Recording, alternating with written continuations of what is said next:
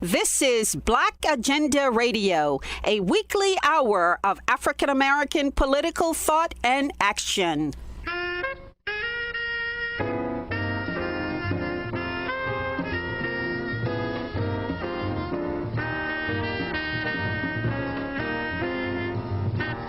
Welcome to the radio magazine that brings you news, commentary, and analysis from a Black left perspective. I'm Margaret Kimberley, along with my co-host, Glen Ford. Coming up, Dr. Gerald Horne's new book explores the roots of white supremacy and capitalism centuries ago in colonialism and the slave trade. And Malcolm X changed the way Black people saw themselves and their place in the world. We'll discuss a new book on Malcolm titled Black-Minded. But first, a Minneapolis judge is moving towards jury selection in the second-degree murder trial of the policeman that killed George Floyd, setting off protests that put tens of millions in the street. At the height of the turmoil, the Minneapolis City Council talked about getting rid of their police force in its present form. But Sam Martinez of the Twin Cities Coalition for Justice for Jamar Clark says there's been no movement towards defunding or abolishing the police, and what's needed is community control of the cops. As far as updates regarding the disbandment or even defunding of the police, as far as the city council, that hasn't gone very far at all. You know, there were some minor adjustments that were made to the budget of the police, nothing very significant. And as far as disbanding, they just actually found a new place for the precinct that was operating to kind of be housed in temporarily. So nothing besides the hiring freeze that's occurring in most local and state governments. There's nothing really just being disbanded or dismantled or unfortunately defunded at this time. Well, I guess it's pretty easy to say we're going to take steps towards defunding police when we know that all municipal services are going to be cut back drastically in this Great Depression brought on by COVID.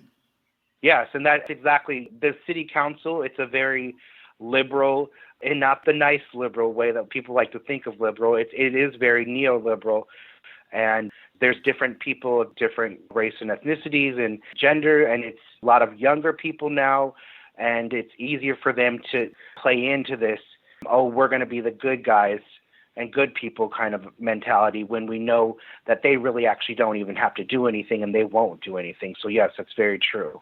When the Minneapolis City Council or members of that council said that they were going to move to getting rid of the police department as we have known it, how did your coalition, the Twin Cities Coalition for Justice for Jamar, how'd you react to that? Did you take them seriously?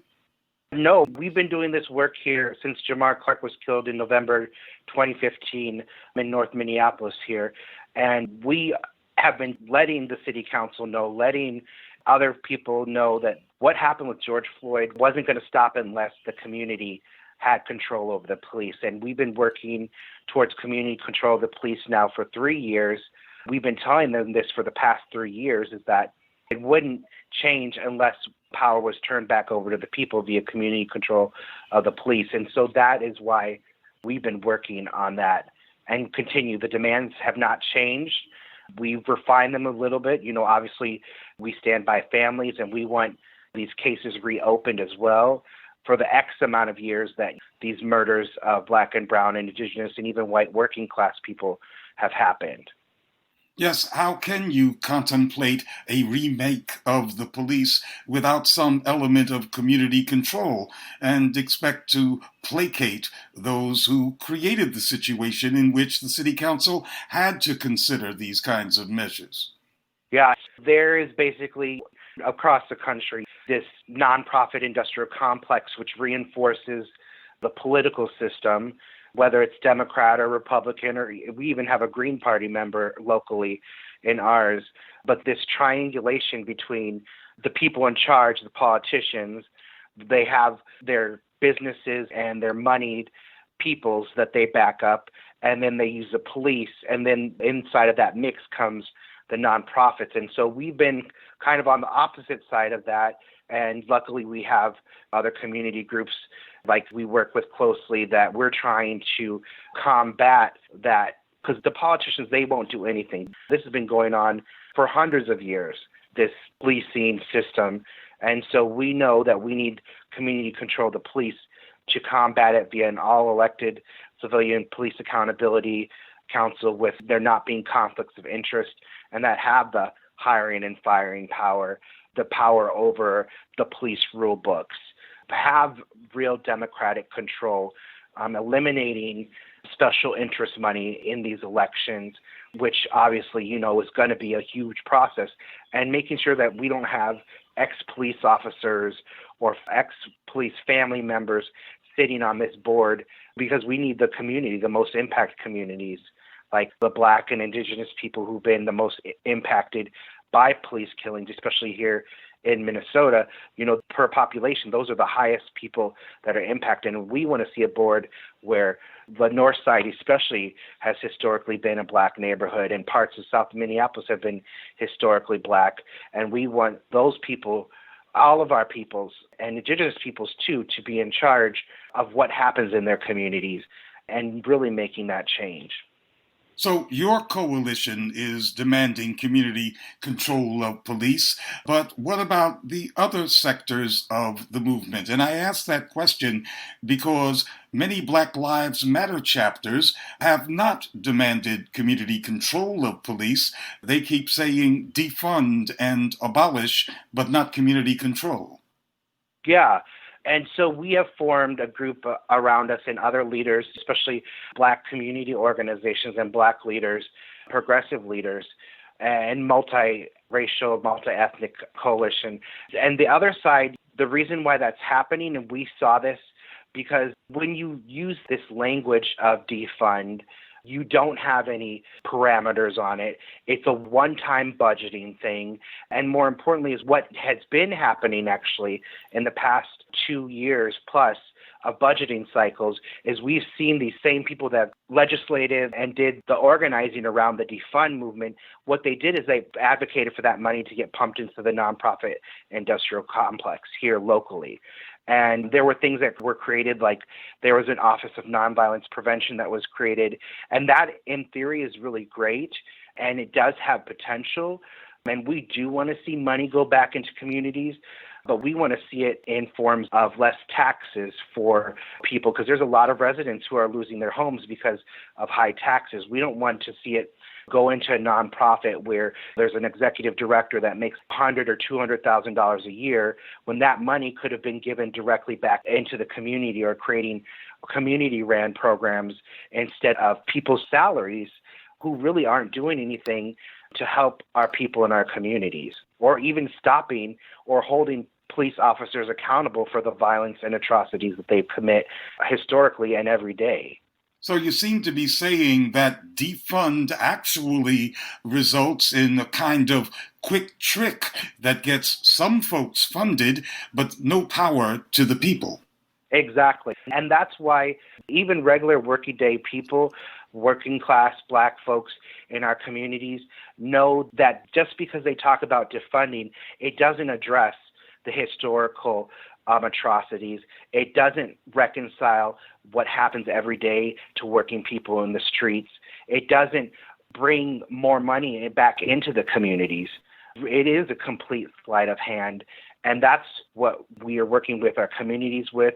And we're not against defunding. Like we see in the future, the community control of the police, that will be something. It will have to be, because will have budgetary powers. But we don't want to see this money taken and then just shoved into coffers of just a different sort. We want it truly the power to be given to the people. And not only that, economic power being given to people, real economic power, not this sleight of hand. After George Floyd was killed, it was popular mobilizations that brought the establishment in Minneapolis, St. Paul to its knees. Are you prepared to do it again? The movement here in Minneapolis and Minnesota and St. Paul is extremely strong. I think that's been proven, and not just locally, across the country, the fight for Black lives and Black liberation has reached a head. And the people are tired. They're sick and tired of living in the same ways, under the same oppressive conditions as they've been living for their lifetimes, but also hundreds of years of the oppression. And so the people are ready. Our job in the Twin Cities Coalition for Justice for Jamar and our other local community organizations is to bring leadership and to bring understanding of where we need to go next. So that's our biggest role, and we believe in the power of the people, and it's a chant, but in the past 3 months here, we've truly begun to see what that actually looks like, and we know that people are not satisfied, and so that's why we continue to do this work. Yes, people are sick and tired, but people can get sick and burnt out if their efforts don't result in some real change in relationships of power. Yes, agreed. And that's why over the next year, we have been working on the campaign, and we're going to be doing some of the things that sometimes as hardcore activists we get worried about, but we are going to do it. We're going to be doing in the next year, we're going to be looking at canvassing, because we actually have to have a ballot measure to bring community control of the police. And so that means not just doing the protests and preparing the legislation, but that also means getting into the communities and door knocking. And we've begun that work, and so we will have a structured program. And that's what's different about community control of the police and the defund movement is you can say defund and you can go try it, but community control of the police, you actually have to do community mobilization, because there will be a democratic process that we will do our best to make sure is democratic, to bring that to fruition and to make it real. So it's not just this imaginary idea. It's something that's very tangible and that will be on the ballot here in the next year, not obviously 2020, but in 2021. Yes, community control of the police is a huge organizing project that requires the community embracing its mission of shaping a security service of their own choosing. Yes, it does. And what that looks like, that conversation has already begun. And the community, that's what's amazing about what's going on. It's not only are we organizing and having the protests and having the uprising, the community is actually making choices about what that looks like. Minneapolis is actually very segregated, and traditionally North Minneapolis was an immigrant kind of community. It was more Black, but then after the last recession, a lot of Black folks and brown folks, indigenous folks got pushed out. But when you go into North Minneapolis with our organizer and we go and do outreach, people see the shirt that says community control of the police, and they have an automatic understanding as soon as we walk up to them of what that can mean for their lives. And that's what's very different than this idea of defunding the police or dismantling the police. It's a more abstract idea, and people know when you say community control of the police what they want and what that looks like in their lives every day. And of course, your coalition is not alone in seeking community control of the police. No, we are not. We're a member of the National Alliance Against Racist and Political Repression. It's a long history of organization, and so we encourage people who are listening, doing anti-police terror work, anti-police crimes work, fighting back against the police in their communities. Please, you are not alone. This is a national movement, and to please find NAPR. It's NAARPR.org. Find them, National Alliance Against Racist and Political Repression, online, email them, get connected to a movement, because that is the most important thing is, yes, we got to do our local organizing here on the ground, but also we need to be connected nationally. And in fact, in the next week here on the 19th, there's going to be a National Day of Action. And so join us in having a National Day of Action on the 19th as well. And I should mention that Angela Davis was on hand for the reformation of the National Alliance Against Racist and Political Repression in Chicago last year. And Angela Davis is, of course, famous for advocating the abolition of prisons and police and defunding. But she also is all in with community control of the police. That's correct. It was an honor to meet her and to have her there at the refounding of the National Alliance.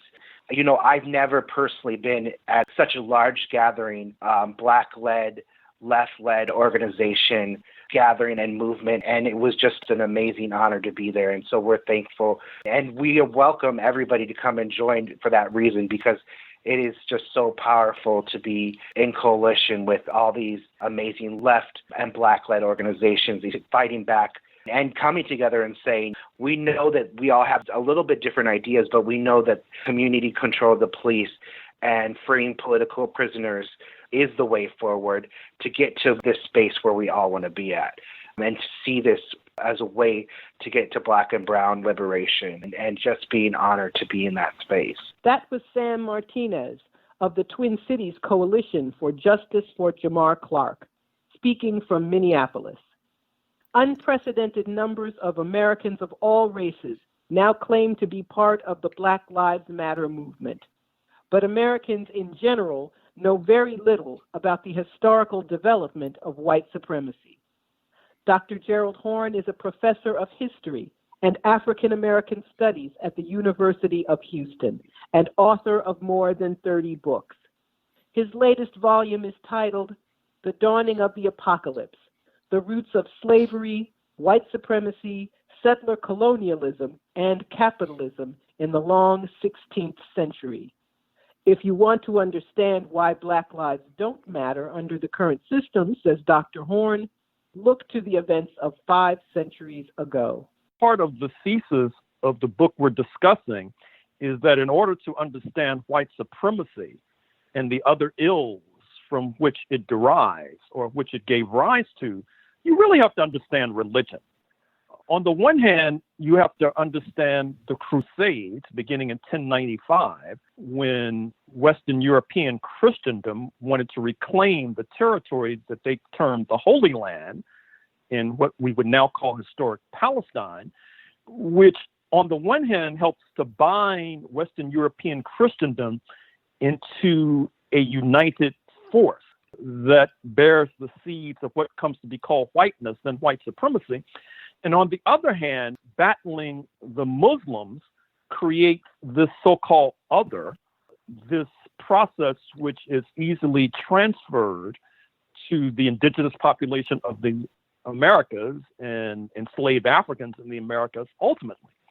Now, there are a number of way stations en route to 1492 when Columbus sails the ocean blue, which is truly the hinge moment in terms of the story that I'm telling. One comes 200 years after the Crusades in 1291, when, according to a number of leading historians, England becomes the first racist state. And if you understand how England in the 13th century is portrayed as the first racist state, you can understand how its so-called bastard offspring, speaking of the United States of America, tries to embellish and reclaim and renovate that title in 1776. What I mean is, it was that in 1291 that England pioneers in expelling the Jewish population. The Jewish population of England was affixed with certain noxious categories that we have come to associate with people of African descent in North America and Native Americans. That is to say, they were said to have a special odor. They were said to have horns and tails. Intermarriage and miscegenation was barred with regard to them. And of course, all of those categories somehow were affixed to the Black population and Native Americans. But to get to another hinge moment that comes in 1517, a few decades after Columbus's voyage, when Martin Luther ignites the so-called Protestant Reformation, which then sweeps into London. That is to say, London begins this process of ousting the Catholics, including expropriating a good deal of their property. And of course, you can speculate that after the Pope divided the world between and amongst the Iberians, the Spanish and the Portuguese, England had little reason to stay with the Catholic Church. But that helps to ignite religious wars between the Protestants and the Catholics. Perfidious Albion, speaking of England, then brokers a deal with Ottoman Turkey. Ottoman Turkey is perceived as the antagonist of Western European Christendom. Of course, reference my earlier point to the Crusades in 1095. But in any case, that turned out to be a winning ticket, this alliance between London and Muslims, because London also allied with Morocco against Spain. And this leads to a couple of other turning points just to wrap up this portion of our discussion. One is this moment in 1572 when you have Rwanda-type massacres inflicted upon Protestants in Western Europe by Catholics. Thousands massacred at one fell swoop. And that, of course, helps to convince the Protestant Londoners, the scrappy underdogs, that if they are going to compete with regard to this brutal process of settler colonialism, they could not emulate the Spanish, who had a first mover's advantage, but the Spanish also had a religious qualification to be a settler. You had to be a Catholic to be a settler in Florida by 1565, where, by the way, there were enslaved Africans too. But I should also say that Africans could become conquistadors or Spanish conquerors if they professed Catholicism. London, of course, had to take a different path. There were not enough Protestants at that moment to go around, so they changed the game. They moved to effectuate an entente with those they had been warring with in their neighborhood, the Irish, the Scots, the Welsh. And once they crossed the Atlantic to seize the territory of the Native Americans, they rebranded themselves as white.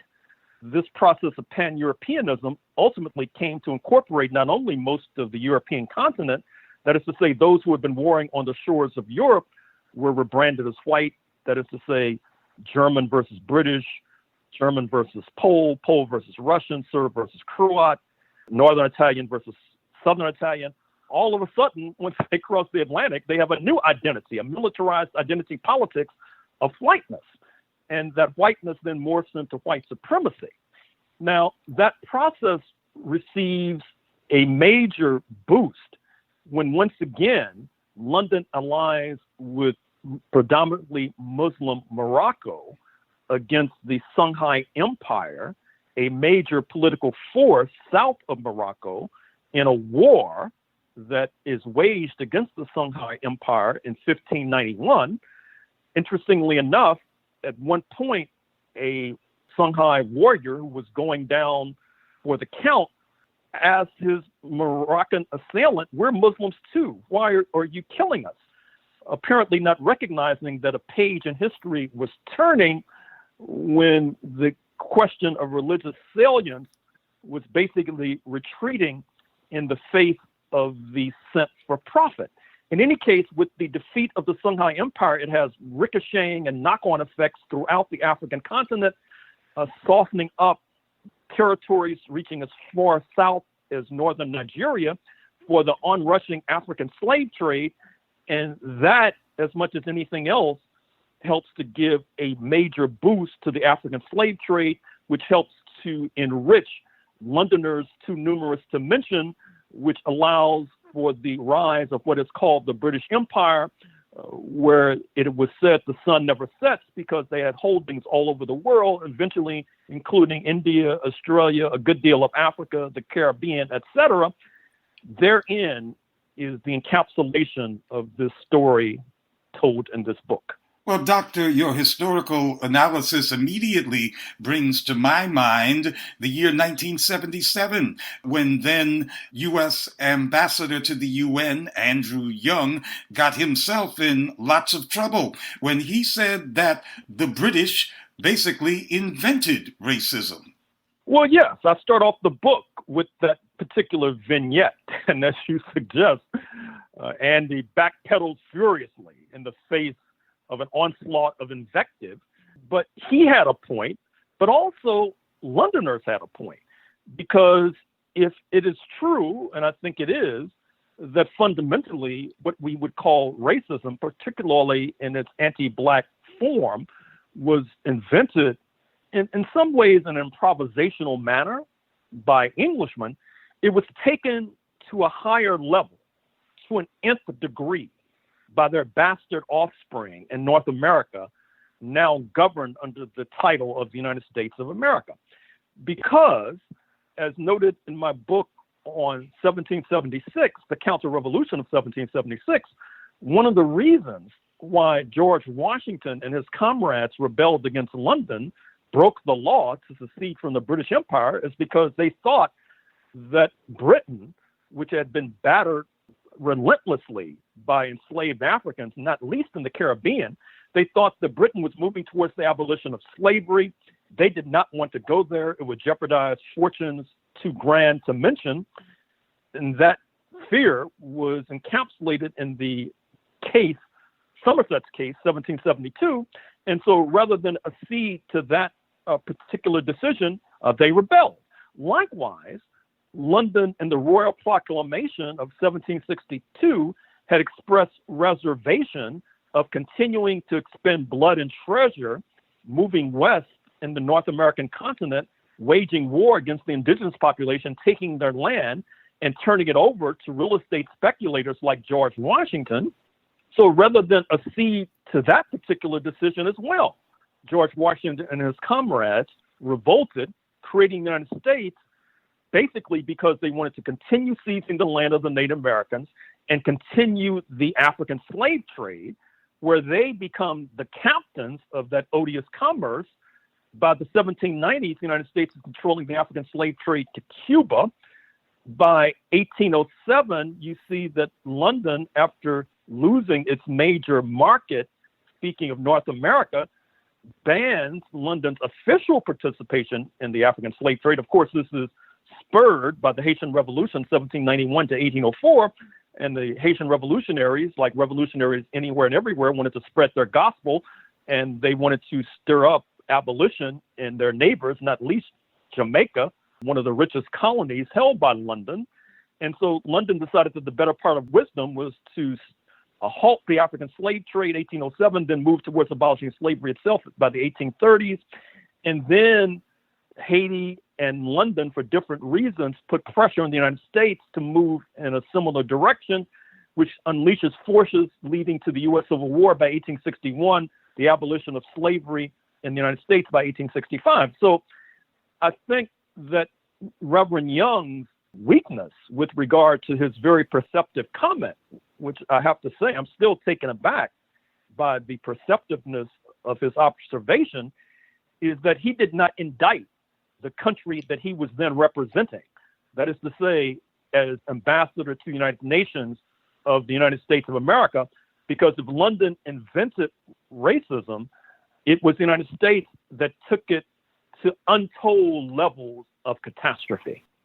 In relatively recent times, people have routinely been referring to the system of racial capitalism to emphasize that the system is entwined with these kinds of developments. Are you comfortable with the term racial capitalism? Well, I don't dispute it, but in some ways, ironically and perversely, it reminds me of a term like compassionate conservatism. That is to say, when you have to add a so-called modifier, in some ways it's redundant, because I think that from the origins of studies of capitalism, there has been an understanding and a recognition that racism and white supremacy have been effortlessly intertwined with this phenomenon of capitalism. After all, the African slave trade was one of the most profitable enterprises known to humankind. You can invest $1, get $1,700 back. There are those even today who would sell their firstborn for a 1,700% profit, not to mention some African they did not know. And certainly, if you look at those on whose shoulders we sit and stand, speaking of Eric Williams of Trinidad and Tobago in his book, Capitalism and Slavery, or Walter Rodney of Guyana, the late Walter Rodney, in his book, How Europe Underdeveloped Africa, or even the University of Rochester historian of Nigerian descent, Joseph Inakore, who's written voluminously on the enslaving roots of the Industrial Revolution, which came to a kind of zenith in England. There's long been a recognition of this intertwining of slavery, white supremacy, racism, and capitalism. But if the idea of this notion of racial capitalism is to punctuate this idea of capitalism with this exclamation point, adding racial as an adjective, I have no problems with that at all. And Malcolm, of course, said you can't have capitalism without racism. Well, absolutely. And certainly there's glaring evidence, even as we speak. I hope that those who are listening to me do not feel that it's accidental or coincidental, that the pandemic has disproportionately cut a prodigious swath through the lives of people of African descent in North America. I trust that they don't feel that it's happenstance that Black youth are more likely to be suspended from elementary school than youth of other ancestries. I trust that they don't feel that it's coincidental that we're more likely to be incarcerated, more likely to be found on death row, more likely to be gunned down by the police, as these recent cases of Jacob Blake and George Floyd and Deon Kay in Washington, D.C., and Dijon Kizzee in Los Angeles tend to illustrate. So certainly, yes, racism and capitalism are two peas in the same pod.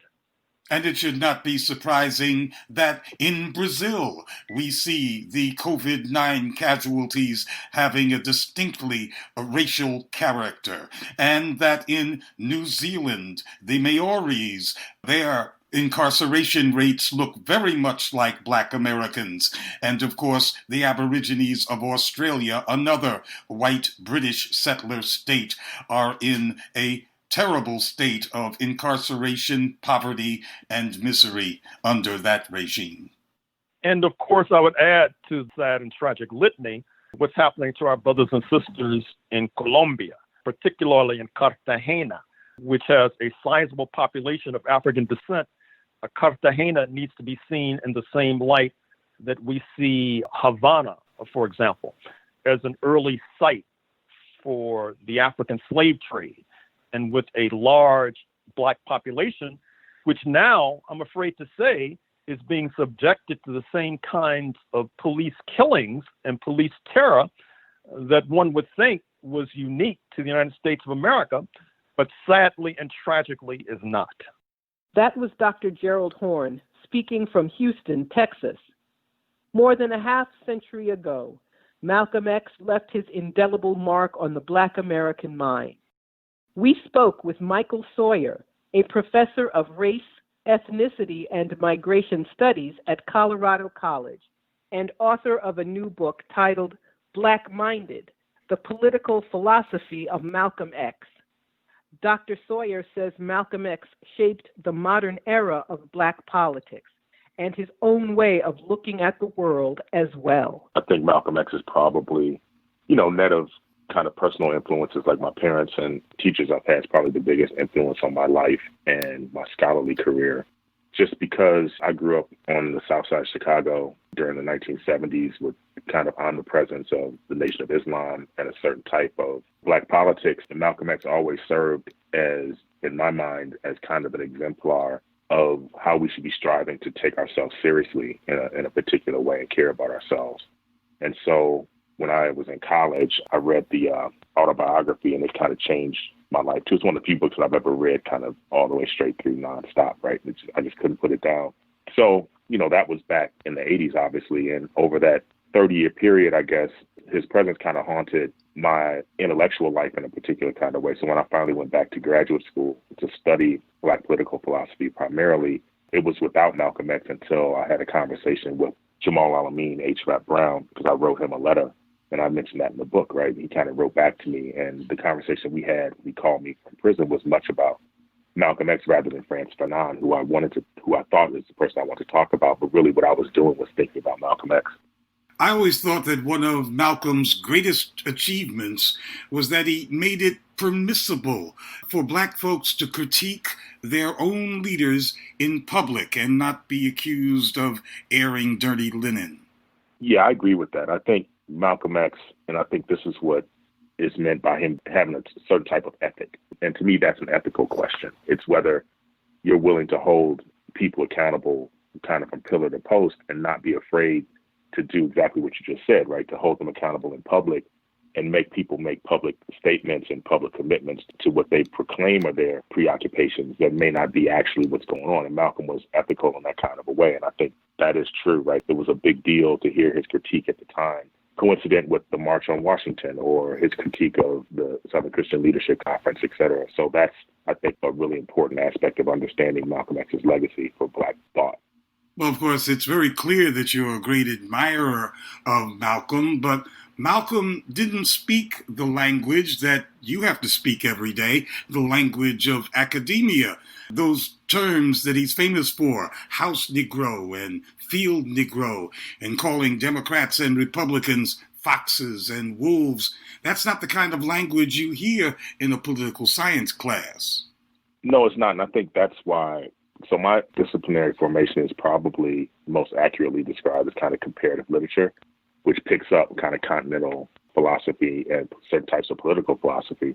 So to me, it's the kind of poetics. It's the vernacular.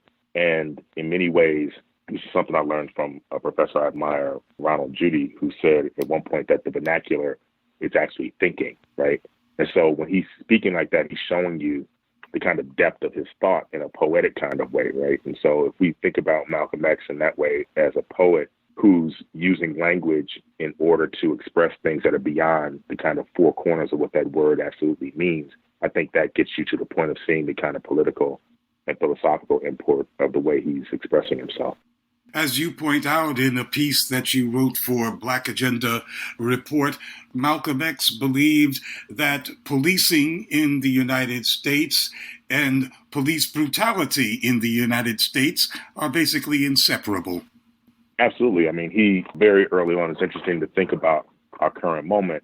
And that's kind of the piece that I wrote for Black Agenda Report, is to think about how it's so important now to use the kind of categories of thinking that Malcolm was pursuing. And one of them, probably the most important for him, was this notion of police brutality and policing as it's framed in Western societal order, because he was convinced that to eradicate police brutality and policing would indicate or perhaps be the actual threshold condition of shattering the kind of systems that subjugate Black people, basically, and others who are similarly situated.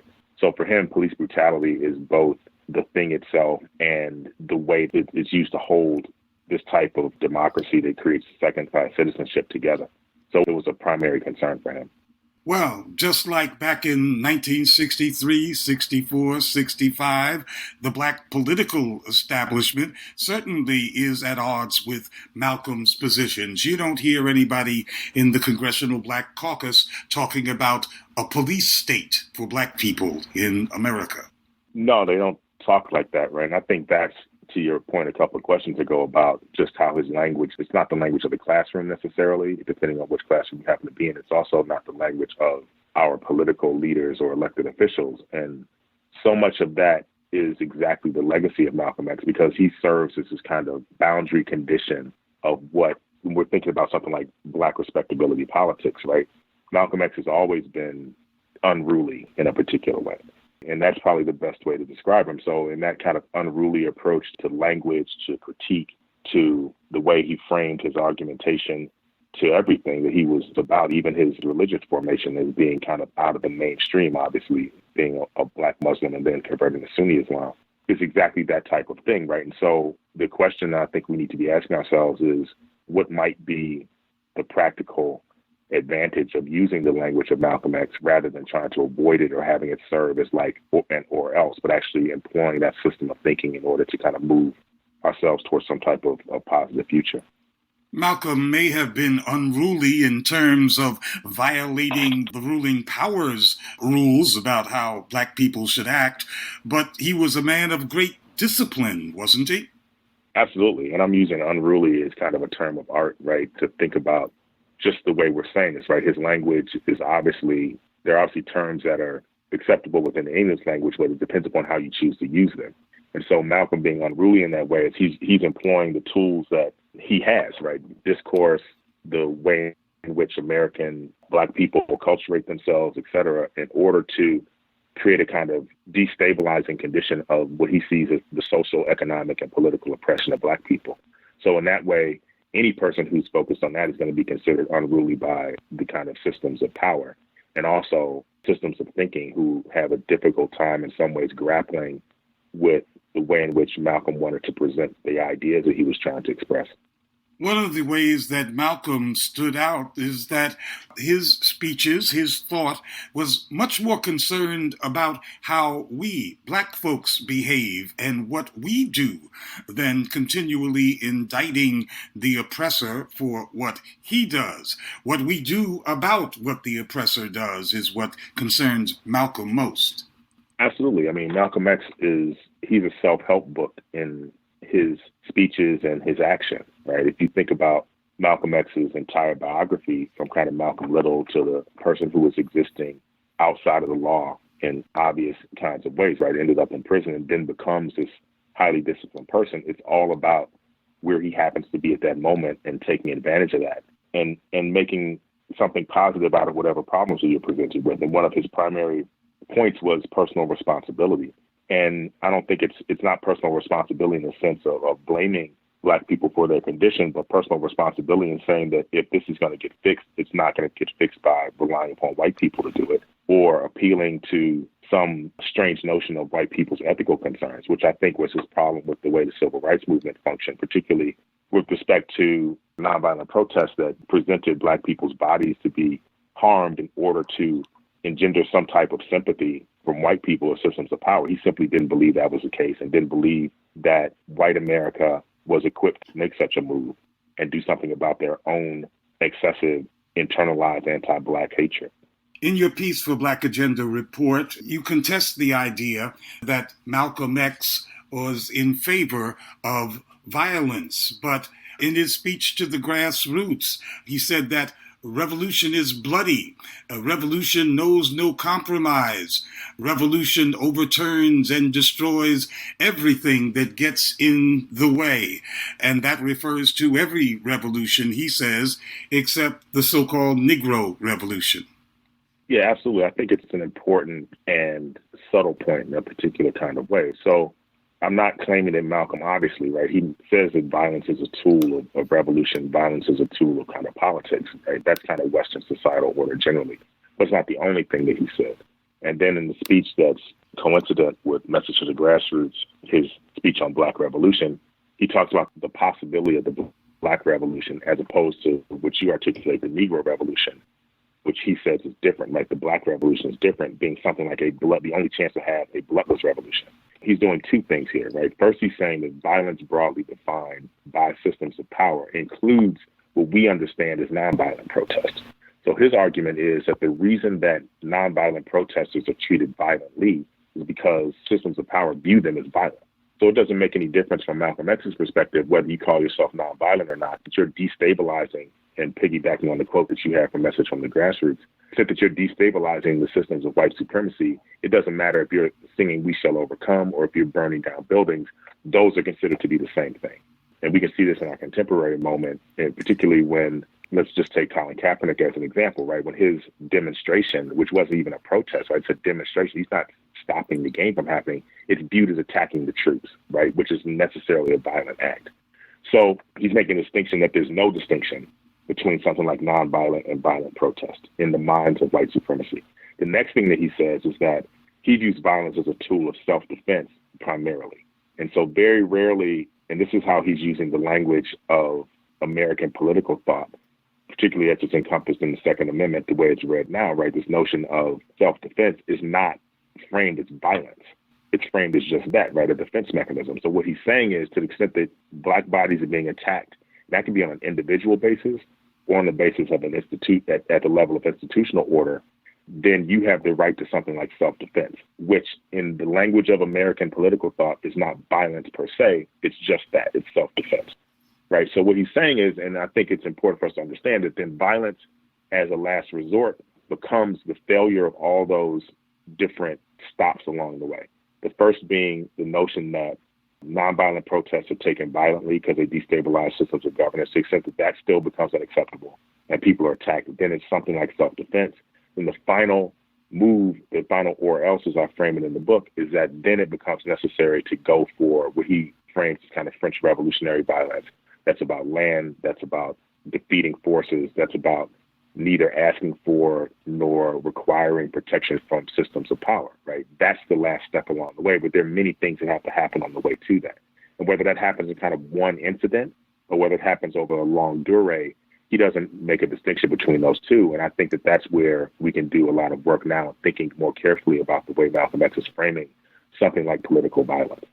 Malcolm X said black folks should take their case to international forums based on international law and human rights rather than civil rights, that is, the laws and civil traditions of the United States.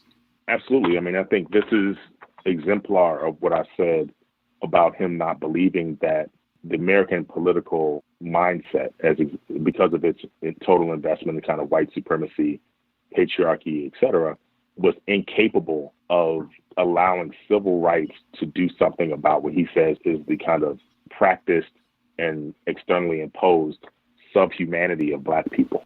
So what he's doing is he's saying that we're going to go to international bodies and then create a kind of transnational subjectivity. This is how he understands a black nationalism as not being grounded in kind of land ownership of the United States, which is an evolution from the position of the Nation of Islam, which was a separatist organization. What he's saying is that the black body then becomes a type of transnational body that is its own passport and can then seek membership in different collectives, whether they be other national collectives or participation in international bodies that oversee nation states in the way that the UN or the World Court, the World International Criminal Court, et cetera, do, and then seek for them to be the body that holds the American political system to account. And he views that in itself as a violent act. Like he talks about, that's a central component of what he says is the bloodless revolution, is this employment of international systems of justice in order to seek justice for black people. And then it becomes black people broadly defined, right? If he defines all people, this is towards the later part of his life, he defines all people who are aggrieved by white supremacy, colonialism, empire as necessarily black. And the way that we use the term now in academia, something like the global South would be what he's talking about, right? So he's talking about a kind of worldwide transracial blackness that means that you are then in a position to kind of argue for the international systems of governance to elevate you to the level of human and then take your place amongst citizens in different national formations. Everybody's talking about the police and prisons and black people's relationship to U.S. policing and prisons. But back in the day, most black folks who people thought of as their leaders didn't focus on the institutional relationship between black people and police and prisons. Malcolm did, though. Right. Malcolm was, I mentioned earlier, biographically, he obviously had been in prison. So he has an understanding of prison as it is, not as a place to demonstrate as a type of political demonstration, but as prison functions as a coercive kind of threat and destruction to kind of black subjectivity. So he's preoccupied with that. And so much about the good work that the Nation of Islam was doing at the time was basically creating a sense of identity for the incarcerated that then could serve as a place for them to re-enter societal order after they were released from prison, or even while still in prison, to have something to glom onto rather than to be in that kind of desperate condition, for the entire term of incarceration. So Malcolm is always preoccupied with the entire ecology of criminal justice, right? From the policeman on the block all the way to what judges are doing and the way sentences were being handed out. And this is all well before these kind of criminal justice acts, right, that happened in our modern kind of political formation. He was already thinking about how these things became profoundly dangerous. And, he understands, like you mentioned earlier, he understands Black America to be a police state, which becomes the language of the Black Panther Party that understands it to be Black America to be a colony. he basically has already reached that conclusion, and that's what he understands incarceration and the carceral state to be the terminal condition of how that functions in American societal order. And surely the Black Panther Party must be considered the political children of Malcolm. Absolutely. I mean, the Black Panther Party, in many ways, took the ideas of Malcolm and inserted them deep inside of their kind of ethos, right? And when I mentioned at the very opening of our kind of talk together, the conversation I wanted to have with H. Rap Brown about that type of radical Black politics and activism was what I thought was going to be about Frantz Fanon and Wretched of the Earth, which I understood to be kind of the text of the movement, what they studied. He said what they were really studying was Malcolm X, and Malcolm X had already established the terms and conditions of how something like the Wretched of the Earth becomes the language that you can use in the American political environment. So he becomes the point of translation for all of that. And so that's why his thinking on these issues is so important. And, he's a worldwide figure with respect to something like revolutionary thought and radical political thought, in the same way that the Black Panther Party is exemplar in many ways of the same thing, right? Of an actual organization that had a period of time where they were functioning as a kind of insurgency within a coercive political environment, which became example in many ways for many movements that have happened since then. And what do you think Malcolm's assessment would be of the current grassroots Black-led movement, which is often referred to as Black Lives Matter, but is actually comprised of all kinds of folks who are in motion? Yeah, I think Malcolm, obviously, when he formed the Organization of African American Unity, he was clear about the fact that others participate, right? His big threshold condition was to understand where the money was coming from. That became a kind of mantra of his, right? It went from kind of clear separation to this point of what we would consider now something like allyship. And he found that to be fine, but he said that you couldn't control the organization and you need to understand how the funding was happening, because he understood the funding to be the way that you could choke off the life of a radical political organization. So I think Malcolm, you opened the conversation, right? He would be a harsh and kind of clear critic on the fly of everything that's happening. But I think that in broad gauge, Malcolm understood that Black people have many different ways of approaching this almost impossible to eradicate problem of anti-Black racism. He thinks they're all in their own way valid, but he thinks that there needs to be a certain type of ethic or into the conversation, a logic of it. And so to the extent that he found something like Black Lives Matter or any type of movement that was not firmly invested in the logic of what he understood to be Black nationalism, he would have a problem with that. But I think that his thinking in many ways establishes the terms and conditions of even saying something like Black Lives Matter. And that, I think, is, again, part of the important legacy of Malcolm X. Malcolm X is such an important, iconic figure that should not have his biography overwhelm our ability to kind of take seriously the thinking that went behind the biography.